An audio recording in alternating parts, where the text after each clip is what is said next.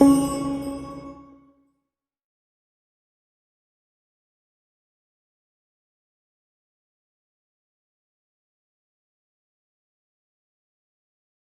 Topic हमने पिछले video में पढ़ा है। उस टॉपिक का नाम था रिस्पॉन्सेस टू एबायोटिक स्ट्रेसेस। ठीक है, उसके प्रति हमारा क्या रिस्पॉन्स होता है। ओके, जिसमें हमने 4 मेन कैटेगरी पढ़े थे। ठीक है, हमने पढ़ा था रेगुलेट, कन्फर्म, माइग्रेट और सस्पेंड। ओके, तो अब हम लोग उसके ही लिंक में उससे जुड़ा हुआ अगला टॉपिक जो पढ़ने जा रहे हैं, ठीक है, आज की इस वीडियो में, वो आपका है एडेप्टेशन। ये नाम सुन के देखिए, इसका हिंदी जो होता है वो हिंदी इसका है अनुकूलन। अनुकूलन, ठीक है। ये एडेप्टेशन जो ही हमने वर्ड लिखा, अगर आपने मेरे से, ठीक है, फर्स्ट वीडियो को भी अगर देखा होगा, मेरे वीडियो में फर्स्ट वीडियो यानी कि बेसिक कंसेप्ट ऑफ बायोलॉजी को अगर देखा होगा, तो उसमें आप ये जरूर जानते होंगे कि मेरे लेक्चर वीडियो में ये बात जरूर होती है कि लिविंग बॉडी का, लिविंग क्रिएचर्स का, लिविंग थिंग्स का 3 मोस्ट इंपॉर्टेंट कैरेक्टरिस्टिक कौन कौन है। तो उसमें हम नंबर 1 पे नाम लेते हैं इरिटेबिलिटी, फिर लेते हैं एडेप्टेशन, फिर लेते हैं मेटाबॉलिज्म। अब सोचिए हमने एडेप्टेशन को कितना ऊपर रख रखा है। ठीक है, यानी कि एडेप्टेशन किसी भी लिविंग बॉडी का एक फंडामेंटल प्रॉपर्टी है, एक बेसिक प्रॉपर्टी है, एक इंपॉर्टेंट प्रॉपर्टी है, एक यूनिवर्सल प्रॉपर्टी है, जिसके कारण वो नए इन्वायरमेंट में, न्यू हैबिटेट्स में अपने आप को ग्रेजुअली एडजस्ट करता है, ग्रेजुअली अपने आप को एक्लिमेटाइज करता है, ग्रेजुअली उस पर्यावरण के अंदर में अपने आप को एडजस्ट करके वहां पे अपना सर्वाइवल भी करता है, यानी कि अपना न्यूट्रिशन भी करता है, और वहां पे रिप्रोडक्शन भी करता है। यानी अपने सर्वाइवल के लिए और अपने किसके लिए, रिप्रोडक्शन के लिए। अगर कोई ऑर्गेनिज्म, ठीक है, किसी जगह पे, नए जगह पे धीरे धीरे अपने आप को एडजस्ट करता है, 3 तरीके से एडजस्ट करता है। या तो वो बाहर से कुछ चेंजेस लाता है, या वो फिजियोलॉजिकल कोई चेंजेस लाता है, या अपने बिहेवियर में कोई चेंजेस लाता है। तो कहता है ये एडेप्टेशन है क्या? तो कहता है एडेप्टेशन एक एट्रीब्यूट है, एडेप्टेशन एक डेडिकेशन है, अपने 3 चीजों में थोड़ा थोड़ा चेंजेस लाके नए इन्वायरमेंट के प्रति एडजस्ट करना। न्यू इन्वायरमेंट के प्रति हम लोग जो एडजस्टमेंट दिखाते हैं, that gradual adjustment leads to successful life in new environment. Clear है? बहुत ही इंपॉर्टेंट टॉपिक। यहां से क्वेश्चन कुछ भी आपको पूछा जा सकता है। तो अभी कम से कम हम लोग 20 चीजों का चर्चा करेंगे जो एडेप्टेशन का बेस्ट एग्जाम्पल है। यानी कि एडेप्टेशन में मेनली हम लोग क्या करते हैं, ठीक है, कैसा एडजस्टमेंट करते हैं। एडेप्टेशन का शाब्दिक अर्थ क्या है, ठीक है, कहता है बायोलॉजिकली, ठीक है, कहता है एडजस्टमेंट, ठीक है, एडजस्टमेंट इन न्यू हैबिटेट्स, ठीक है, एडजस्टमेंट इन न्यू हैबिटेट्स, और ठीक है, और ग्रेजुअल चेंजेस, ठीक है, इन क्या बोलेंगे, मॉर्फोलॉजिकल, ठीक है, physiological and behavioural activity of any organism to adjust himself, to adjust itself in, ठीक है, changing environmental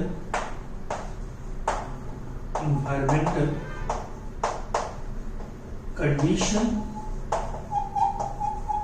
or surroundings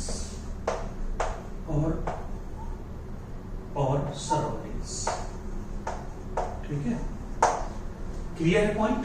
यानी कि इसमें 3 चीजें हम लोग याद रखेंगे, क्या क्या, मॉर्फोलॉजिकल, ठीक है, फिजियोलॉजिकल और बिहेवियरल एक्टिविटी, ठीक है, मॉर्फोलॉजिकल एक्टिविटी, फिजियोलॉजिकल एक्टिविटी और बिहेवियरल एक्टिविटी। इस तीनों एक्टिविटी में अगर किसी तरह का चेंज लाते हैं, बिहेवियरल एक्टिविटी देखते हैं क्या होता है। हम लोग क्या करते हैं कभी कभी, ठीक है, कि जैसे मान लीजिए कि अभी यहाँ पे मान लो कि आप मतलब हम लोग के फैकल्टी लाइन को ही देख लो, कोचिंग फैकल्टी में मान लीजिए कि अगर कहीं पे बहुत ज्यादा स्ट्रेस फील कर रहे हैं तो हम लोग क्या करते हैं, ज्यादा एक कम स्ट्रेस वाली जगह पे चले जाते हैं, ठीक है। किसी दुकान पे बहुत ज्यादा भीड़ है तो हम लोग वहां से हट के किसी वैसे दुकान पे जाते हैं जहां भीड़ भाड़ कम हो, ठीक है। तो इसको भी तो हम लोग एडजस्टमेंट बोलते हैं, ठीक है।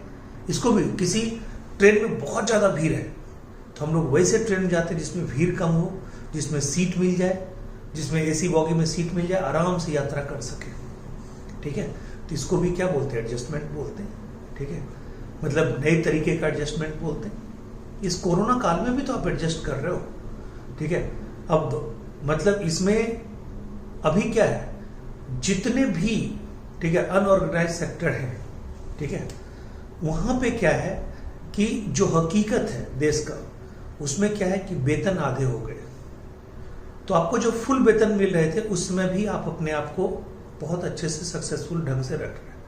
अभी क्या है, थोड़ा कम मतलब खर्च करके, यानी आधे वेतन अगर आपको मिल रहा है तो आपने खर्चा कम किया, आपने फालतू खर्चा कम किया, आप इधर उधर जाना छोड़ दिए, ठीक है। और क्या कर रहे हैं, उतने ही पैसे में आप अपने आप को एडजस्ट कर रहे हैं। और आप बोलते भी हैं, अरे यार किसी तरह एडजस्ट करना पड़ता है। ये जो एडजस्टमेंट का जो प्रोसेस है, दैट इज कॉल्ड एडेप्टेशन। आपने उसके लिए अपने में चेंजेस लाया, अपना बिहेवियर को कंट्रोल किया। आप अगर ड्रिंक करते थे तो आप ड्रिंक नहीं कर रहे हैं। आप अगर अच्छे अच्छे रेस्टोरेंट में डेली खाना खाने जाते थे तो वो आप नहीं कर रहे हैं।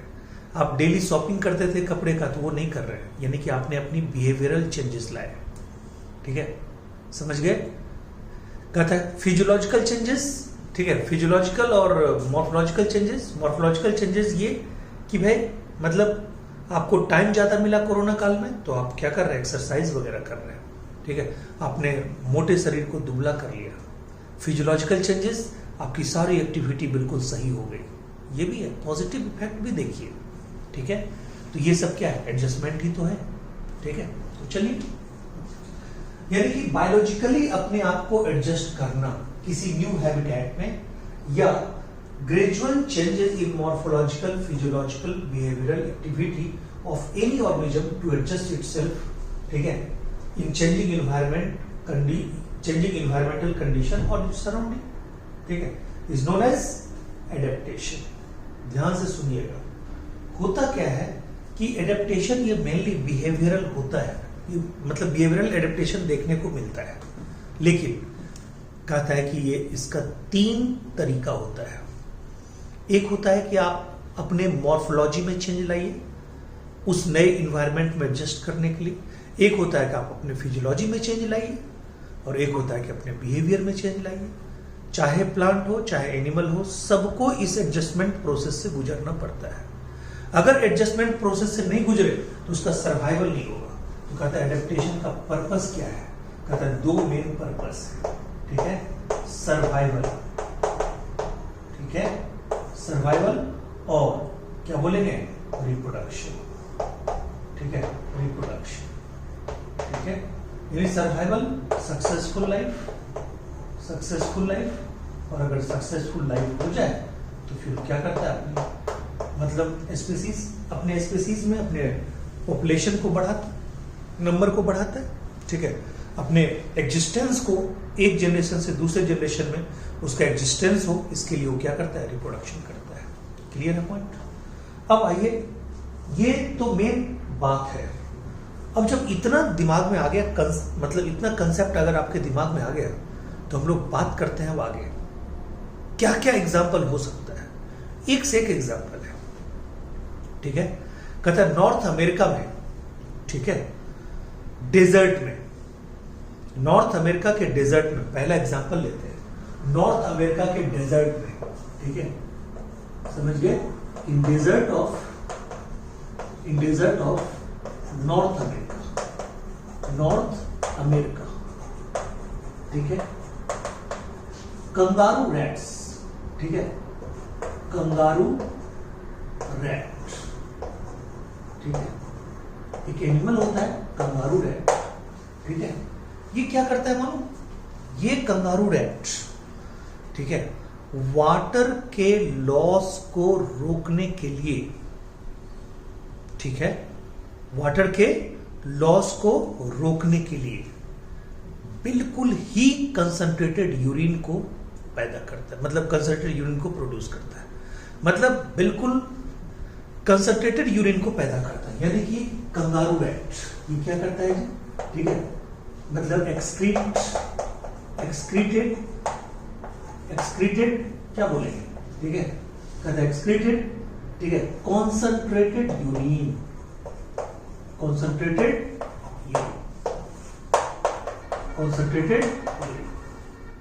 अब देखिए मैं आपको एग्जांपल दे रहा हूं कि ये जो डेजर्ट जो है अमेरिकन, नॉर्थ अमेरिका डेजर्ट, यानी नॉर्थ अमेरिका के पास जो डेजर्ट है, उस डेजर्ट में जो कंगारू रैट रहते हैं वो दो तरीके से अपना क्या कर रहे हैं, एडजस्टमेंट कर रहे हैं। यानी कि उनके चारों तरफ है क्या, एक्सटर्नल वाटर जो है, मतलब एक्सटर्नली उनके चारों तरफ वाटर का सोर्सेज बहुत कम है। यानी कि इनमें है क्या, ठीक है, ड्यू टू, ठीक है, शॉर्टेज ऑफ एक्सटर्नल वाटर, तो ये क्या करते हैं, एक्सटर्नल वाटर, यानी कि बाहर में पानी की मात्रा बहुत कम है, तो इनके अंदर जो पानी है उसको बचाना भी है और अंदर अंदर पानी की मात्रा को पूरा भी करना है। तो ये क्या करते हैं मालूम है, ये अंदर ही अंदर अपने सेल के अंदर ये दूसरा इनका जो तरीका है प्लस, यानी कि फैट का ऑक्सीडेशन करते हैं,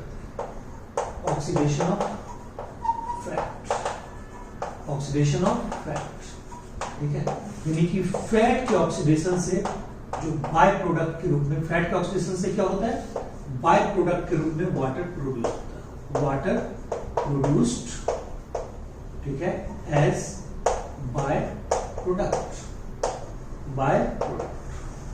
water produced as byproduct, ठीक है। कहते हैं ये वाटर जो है बाय प्रोडक्ट के रूप में क्या होता है, प्रोड्यूस होता है फैट के ऑक्सीडेशन से। यानी कि कंगारू रैट में ये कैपेसिटी होती है। हालांकि ये नॉर्थ अमेरिका का एग्जाम्पल दिया हुआ है, किसी भी जगह के डेजर्ट के कंगारू रैट का या डेजर्टियन एनिमल का अगर आप स्टडी करेंगे तो आपको देखने को मिलेगा कि उसमें यूरिन कंसंट्रेटेड ही होता है। अगर यूरिन कंसंट्रेटेड होता है इसका मतलब वहां पे उसके द्वारा वाटर का लॉस क्या होगा, कम होगा। अपना लोग के यूरिन किस रूप में होते हैं, यूरिक एसिड के रूप में होते हैं, यूरिया के रूप में होते हैं, तो थोड़ा ज्यादा वाटर निकलता है। कहता है बर्ड्स में यूरिक एसिड के रूप में होते हैं, बिल्कुल कम वाटर निकलता है, आप देखते ही होंगे। और कहता है ठीक है, जो एक्वेटिक एनिमल होते हैं उसमें पानी की कोई कमी नहीं होती है, ठीक है, वहां पे अमोनिया के रूप में निकलता है, क्योंकि ammonia is highly soluble in water, urea is comparatively less soluble in water, uric acid is in completely negligible solubility capacity, ठीक है। तो कहता है कि वो कंसंट्रेटेड यूरिन निकालेंगे। यानी कि अगर हम पहला एग्जांपल देखते हैं, हम ये मिटा के अभी, ये आप लिख सकते हैं, हम ये मिटा के अभी दूसरा तीसरा चौथा एग्जांपल लिखेंगे। पहला एग्जांपल एनसीईआरटी का जो है बहुत ही फेमस है, क्या है जी, in the desert near North America, क्या है भाई, कंगारू रैट जो रहते हैं उनके सराउंडिंग में क्या है, वाटर का मात्रा बहुत कम, एक्सटर्नल वाटर सोर्सेज लिमिटेड है, बिल्कुल कम है।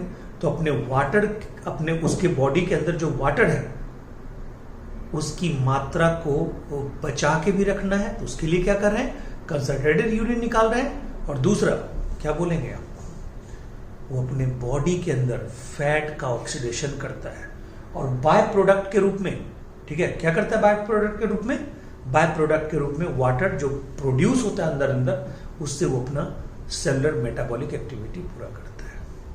क्लियर है? इसी तरह से तो ये आपको एग्जांपल क्लियर हो गया पूरी तरह। ये एग्जांपल दिमाग में रखिए, नंबर 1 एग्जांपल ये आपका क्लियर, ठीक है। इसी एडेप्टेशन का नंबर 2 एग्जांपल मैं यहां पे लिखता हूं, ठीक है। नंबर 2 एग्जांपल क्या है भाई, किसी प्लांट को आप लीजिए, फिर पता चलेगा। कहता है कि प्लांट में मॉर्फोलॉजिकली क्या होता है, ध्यान से सुनिएगा, ठीक है।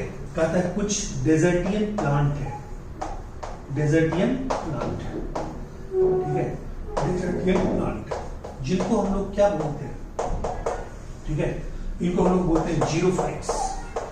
क्या बोलते हैं, जीरोफाइट्स, ठीक है, या इनको बोलते हैं थर्मोफाइट्स, थर्मोफाइट्स, या इनको बोलते हैं इरिमोफाइट्स, इरिमोफाइट्स, या इनको बोलते हैं पायरोफाइट्स। जो बोलिए, ठीक है, आपको भेष बदल के, नाम बदल के आपको परेशान करना चाहेगा, कोई बात नहीं, ठीक है, कोई बात नहीं। कहता है ऐसे प्लांट, ध्यान से सुनिएगा, ऐसे प्लांट में होता क्या है, ऐसे प्लांट में 2 तरह के फीचर होते हैं, 2 तरह के एडेप्टेशन होते हैं, एक मॉर्फोलॉजिकल और एक फिजियोलॉजिकल। मैं आपको पहले मॉर्फोलॉजिकल बताता हूं। ऐसे प्लांट के लीफ पे थिक लेयर होता है क्यूटिकल का, presence of thick layer of cuticle, waxy layer, ठीक है, to prevent the loss of water, to prevent the loss of water. दूसरा, ठीक है, stomata is present in the deep pit in mesophyll tissue, ठीक है, near mesophyll tissue,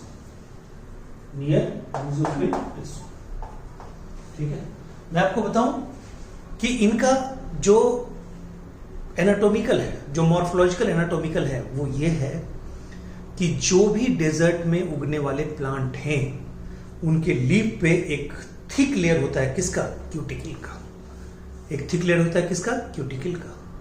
cuticle का एक thick layer होगा, प्लस उनका जो स्टोमाटा होगा वो अंदर गहराई में होगा, गड्ढे नुमा स्ट्रक्चर में बदला रहेगा, सिचुएटेड रहेगा, जिससे कि वाटर का मिनिमम से मिनिमम लॉस हो, बिल्कुल लॉस ना हो। उसको हम लोग संकन स्टोमाटा भी बोलते हैं। क्या बोलते हैं, संकन स्टोमाटा, उसको बोलते हैं संकन स्टोमाटा, ठीक है जी, संकन स्टोमाटा, ठीक है। कहता है और क्या होता है भाई, ठीक है, और मॉर्फोलॉजिकल, एनाटॉमिकल, फिजियोलॉजिकल डेवलपमेंट क्या होता है, ठीक है, ध्यान से सुनिएगा, ठीक है। ए बी सबको नोट करना है, सी में आइए, ठीक है। कहता है सी में क्या है भाई, आपने देखा होगा जो भी डेजर्ट प्लांट है ज्यादातर उसमें, जैसे आप ले लीजिए अपुंसिया, ठीक है, आप एग्जांपल लीजिए अपुंसिया, ठीक है, आप लीजिए कैक्टस, आप लीजिए कैजुएरिना, आप लीजिए कैजुएरिना, ठीक है, आप लिए यूफोर्बिया, ठीक है, समझ गए। ये सारा प्लांट जो आपने लिया, इस प्लांट में आपको चारों में क्या लग रहा है, ये सारे डेजर्ट वाले प्लांट हैं। इनमें आपने देखा होगा, ठीक है, कि stems are modified into leaf like structure. stems are modified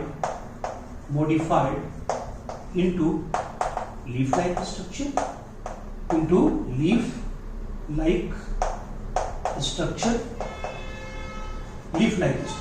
and ठीक है, leaf are modified into spines. Leaf are modified into spines. Leaf कांटे में बदल जाता है. लीफ किस में बदलता है? कांटे में. लीफ अगर कांटे में बदल जाता है तो बताइए ट्रांसपैरेशन के द्वारा वाटर का लॉस मिनिमम होगा कि नहीं? होगा. ये भी इसका क्या है? एक एडजस्टमेंट प्रक्रिया है, एडजस्टमेंट फीचर है, जिसके कारण ये डेजर्ट में क्या करता है? अपने आप को एडजस्ट करता है. क्लियर है? फिर कहता है ऐसे ही प्लांट में, सी में, अब देखिए डी में हम दिखाते हैं आपको. कहता है ऐसे प्लांट में क्या होता है? ठीक है, एक स्पेशल साइकिल होता है, उसको एक स्पेशल फोटोसिंथेटिक पाथवे होता है. ठीक है, फोटोसिंथेटिक पाथवे जिसको हम लोग बोलते हैं केन. क्या बोलते हैं? केन. केन का पूरा नाम है क्रेसुलेशन एसिड मेटाबॉलिज्म. आपको याद होगा कुछ +1 का. ये क्रेसुलेशन एसिड मेटाबॉलिज्म जो होता है, ये इसमें होता क्या है? जिस प्लांट में ये फोटोसिंथेटिक पाथवे होता है उस प्लांट में स्टोमाटा दिन में नहीं खुलते. उस प्लांट में स्टोमाटा रात में खुलते हैं. कहां पे खुलते हैं? रात में खुलते हैं. यानी कि स्टोमाटा, ठीक है, ओपन इन, ठीक है, नाइट. ठीक है, तो बताइए उसको क्या बोलते हैं? Scoto active stomata. उसको क्या बोलते हैं? Scoto active stomata. उसको बोलते हैं स्कोटो एक्टिव स्टोमाटा. ठीक है, क्या बोलते हैं उसको? Scoto active stomata. और इसमें क्या होता है? रात में, ठीक है, ये यानी कि अपना क्या उसका नाम है? CO2. ये रात में CO2 किसके साथ? अब देखिए स्टोमाटा खुला रात में. ठीक है, रात में स्टोमाटा खुला, तो बताइए स्टोमाटा रात में खुलेगा, टेम्परेचर लो रहेगा, तो पानी का, ठीक है, जो ट्रांसपेरेंटली लॉस ऑफ वाटर है वो क्या होगा? बहुत कम होगा. होगा कि नहीं होगा? वो बहुत कम होगा. और होता क्या है कि वहां पे मतलब रात में ऑक्जेलो एसिटिक एसिड बन के रखा रहता है. वो दिन में क्या होता है? दिन में टूटता है. ठीक है, दिन में टूटता है.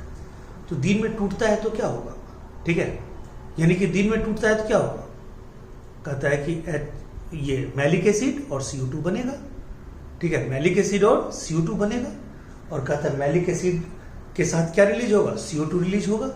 ठीक है, तो मैलिक एसिड के साथ जब CO2 रिलीज होता है तो मैलिक एसिड आपका क्या है? वो भी तो मतलब मैलिक एसिड यानी कि ऑक्जेलो acetic acid convert into malic acid.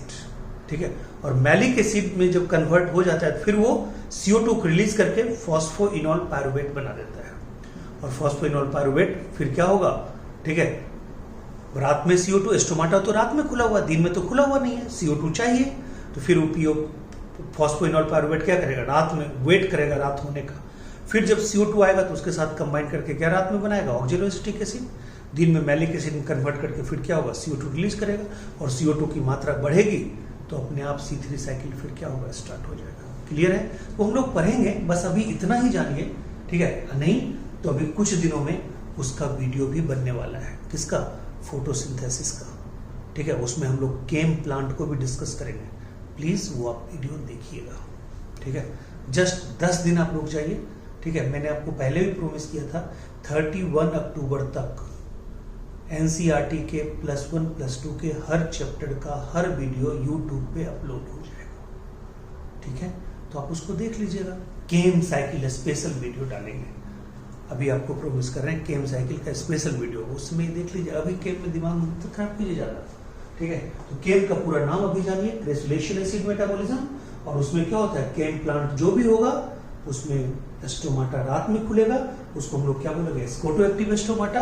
इससे क्या होगा, ट्रांसपायरेटरी लॉस ऑफ वाटर से बचा जाएगा।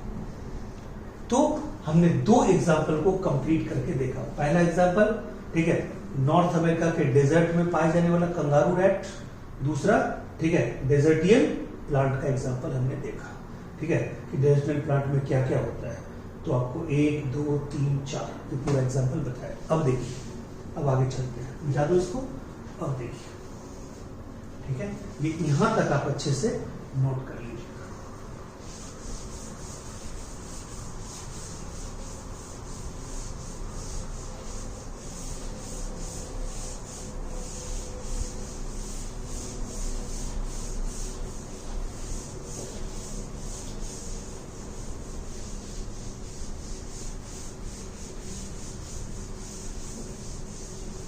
अब देखिए, अब क्या है कि अब अगला जो पॉइंट है एडजस्टमेंट का, वो जरा देखिए कि कभी आप या हम कभी न कभी हिल स्टेशन तो घूमने जाते ही हैं।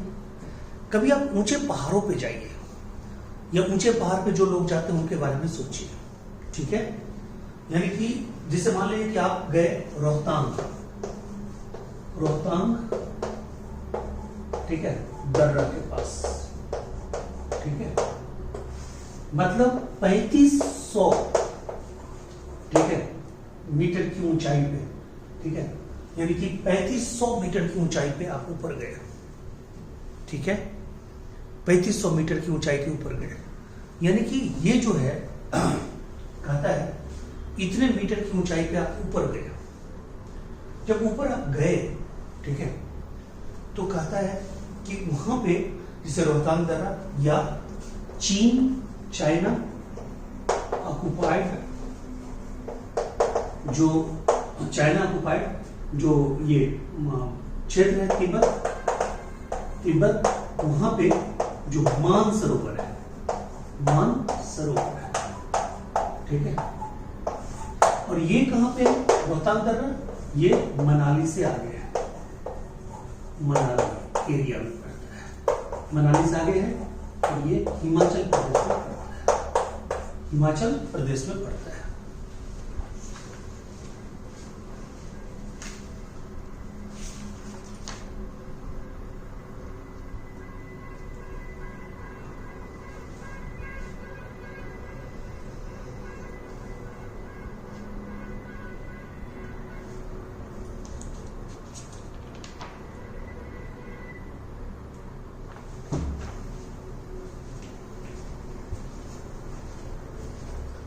ठीक है, अब देखिए यहां पे मैं बता रहा था कि 3500 मीटर की ऊंचाई पे जब आप जाएंगे, ठीक है, कहां पे, मनाली के पास रोहतांग दर्रा। और ये तो अभी बहुत ज्यादा फेमस है, बताइए क्यों?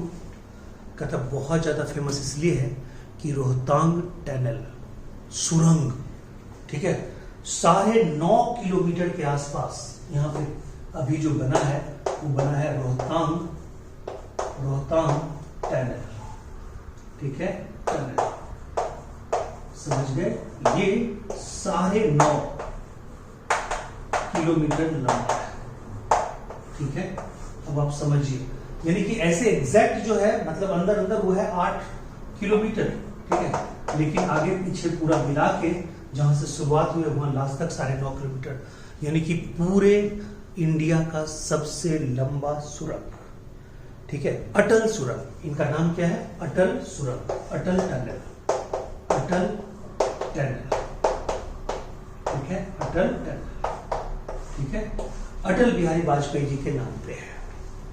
अब आप सोचिए, इसके कारण उस इलाके में जिसको क्रॉस करने में, ठीक है, मतलब लगता था लगभग 9 घंटे, 7 से 9 घंटे, वो अब क्रॉस हो जाते आधे घंटे में। अब आप सोचिए कितना दूरी कम हो गया। यह है डेवलपिंग इंडिया का एक ये भी चेहरा है, ठीक है, डेवलपिंग इंडिया का एक ये भी चेहरा है, ठीक है। इसका उद्घाटन अभी, ठीक है, 2 या 3 अक्टूबर को मोदी जी ने किया है शायद। अब आप यही रोहतांग दर्रा के पास इसकी ऊंची चोटियों पे जब जाएंगे, 3500 मीटर ऊपर जाएंगे, तो एक आपको फीलिंग आएगा। क्या फीलिंग आएगा इसको देखिए, आपको वोमिटिंग टाइप का लगेगा, ठीक है, आपको नोजिया टाइप का लगेगा, ठीक है, आपको हार्ट पल्पिटेशन होगा, पैल्पिटेशन होगा, ठीक है, हार्ट पल्पिटेशन होगा, नोजिया टाइप का, वोमिटिंग टाइप का। ये सब किसका लक्षण है मालूम है? ठीक है, कहता है इसको बोलते हैं एल्टीट्यूड सिकनेस, एल्टीट्यूड सिकनेस, ठीक है, एल्टीट्यूड सिकनेस। आपका बॉडी इस कंडीशन में कैसे एडजस्ट करता है? आपका बॉडी इस कंडीशन में कैसे एडजस्ट करता है? कहता है आपका बॉडी इस कंडीशन में एडजस्ट करता है। मैंने आपको बता रखा है, याद कीजिए। इस कंडीशन में आरबीसी का फॉर्मेशन होना शुरू हो जाता है। क्यों? उसका एक मैकेनिज्म है, वो भी मैं हल्का चर्चा कर ही देता हूं। जब आप हाई एल्टीट्यूड पे जाते हैं, ध्यान दीजिएगा, जब आप हाई एल्टीट्यूड पे जाते हैं, ठीक है, हाई एल्टीट्यूड पे जाते हैं, जैसे 3500 मीटर इस पे, ठीक है, इस पे अगर आप जाते हैं, ठीक है, होता क्या है हाई एल्टीट्यूड पे आपके, ठीक है, टिश्यू में ऑक्सीजन का लेवल कम हो जाता है, O2 बिकम लेस, ठीक है, लेस O2 इन्वायरमेंट में, लेस O2 इन टिश्यू, इसको क्या बोलते हैं? हाइपोक्सिया। ये हाइपोक्सिया कंडीशन जो होता है, वो क्या करता है? आपके, ठीक है, मैसेज सीएनएस तक जाती है, सीएनएस किडनी को आदेश देता है, किडनी से एक हार्मोन निकलता है रेनिन। कौन सा हार्मोन? रेनिन। ये रेनिन क्या करता है? प्लाज्मा में रखे हुए प्लाज्मा, ठीक है, ये रेनिन जब निकलता है तो क्या करता है? एक्टिवेट, ठीक है, प्लाज्मा प्रोटीन, ठीक है, एक्टिवेट प्लाज्मा प्रोटीन, ठीक है, क्या? Angiotensinogen into angiotensin 1, angiotensin 1, ठीक है, एंजियोटेंसिन 1। एंजियोटेंसिन 1 में फिर क्या कहता है कि एंजियोटेंसिन, ठीक है, 1 जो है, ये एंजियोटेंसिन 1 इसमें बदलता है, एंजियोटेंसिन 2 में बदलता है। और तब क्या होता है? ये स्टिमुलेट करता है, स्टिमुलेट, ठीक है, stimulate erythrocyte, sorry, erythropoietin stimulating factor, ESF, ठीक है, ये क्या है जी? इरिथ्रोपोइटिन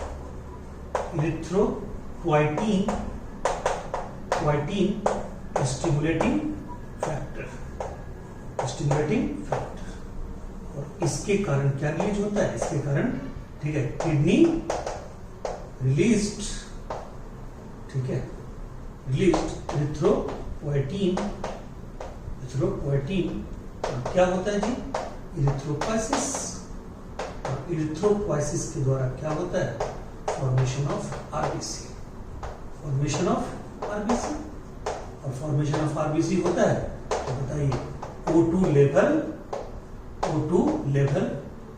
बिकम नॉर्मल, ठीक है, हो गया। इसको बोलते हैं, ठीक है, एडजस्टमेंट। अब देखिए, यानी कि एनसीईआरटी में सिर्फ चर्चा ये किया हुआ है, एनसीईआरटी में चर्चा ये किया हुआ है, क्या चर्चा किया हुआ है एनसीईआरटी में?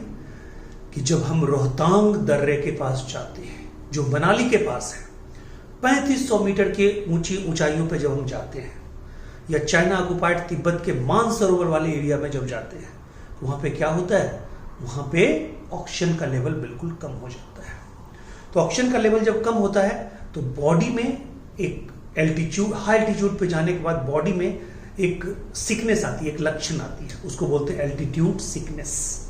इसका लक्षण क्या है जी मिचलाना, उल्टी करने का मन करना, हार्ट पल्पिटेशन, हार्ट बहुत तेज चलेगा, रिस्पायरेशन रेट, ब्रीदिंग रेट भी बहुत ज्यादा होगा, ब्रीदिंग रेट भी फास्ट होगा, ठीक है, ब्रीदिंग रेट भी फास्ट होगा, ठीक है। ये सब कंडीशन से बचाता है हमारा बॉडी, अपने आप एडजस्ट करता है हमारा बॉडी, फिजियोलॉजिकली एडजस्ट करता है हमारा बॉडी उसके बाद क्या होता है, आरबीसी की संख्या बढ़ जाती है।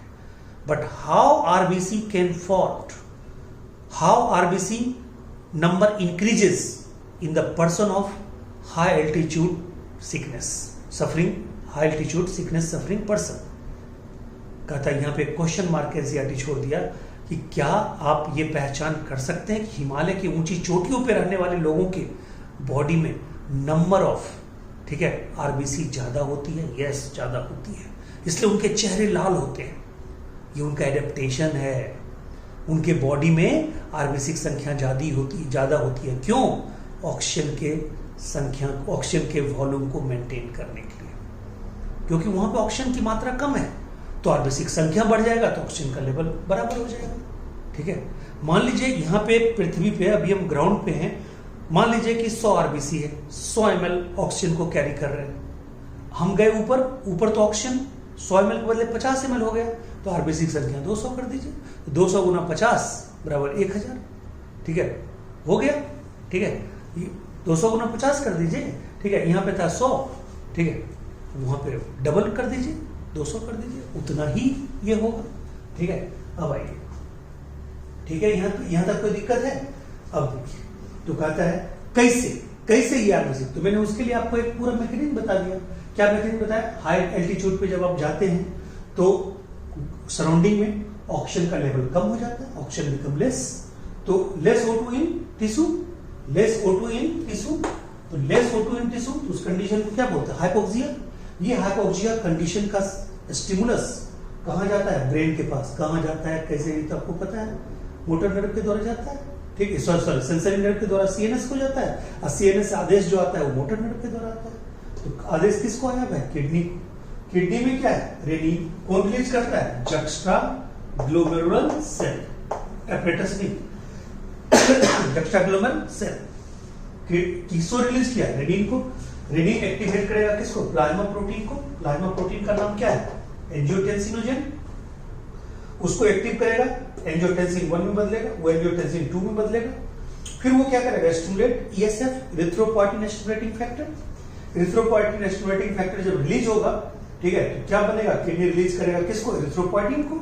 इरिथ्रोपोइटिन को रिलीज करेगा तो इरिथ्रोपोइसिस होगा, erythropoiesis formation of RBC, RBC formation neutralize हो गया। बोलिए, कोई दिक्कत यहां तक? ठीक है, यहां तक आपको कोई दिक्कत नहीं ना? चलिए अब देखिए, ठीक है, अब इसको मिटाते हैं। ठीक है, अब इसको हम मिटाते हैं। ठीक है, ये यहां तक आपको क्लियर हो गया? यहां तक का जो पार्ट है, ठीक है, यहां तक का जो आप पार्ट देख रहे हैं, ठीक है, ये अपने वीडियो का फर्स्ट पार्ट है। ठीक है, यानी कि एडेप्टेशन वाले वीडियो का ये फर्स्ट पार्ट है। हम लोग सेकेंड पार्ट पे अब चलते हैं। ठीक है, तो फर्स्ट पार्ट में हमने कितना एडेप्टेशन देखा? हमने हाई एल्टीट्यूड वाला एडेप्टेशन देखा। ठीक है, फिर हमने क्या देखा? ठीक है, हमने देखा कंगारू रैट वाला, और हमने देखा प्लांट का। ठीक है, अब अगले वाले में हम लोग 3-4 एडेप्टेशन और देखेंगे। Okay, thank you so much, मिलते हैं अगले वीडियो में। ओके।